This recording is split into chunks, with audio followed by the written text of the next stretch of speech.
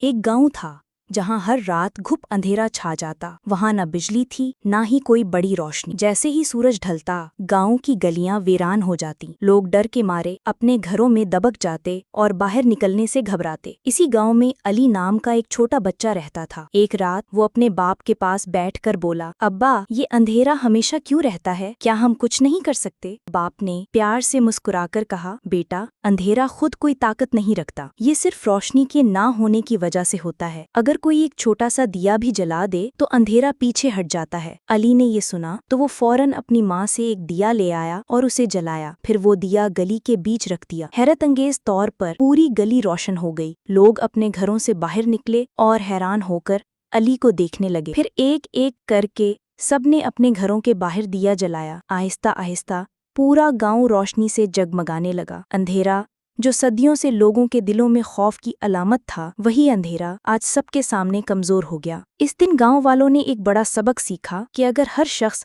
اپنی جگہ چھوٹا سا دیا جلائے تو سب سے بڑا اندھیرا بھی ختم ہو سکتا ہے۔ یہ کہانی نہ صرف بچوں کے لیے دلچسپ ہے بلکہ بڑوں کے لیے بھی ایک سبق ہے کہ چھوٹے چھوٹے نیک اعمال بڑی تبدیلی لا سکتے ہیں۔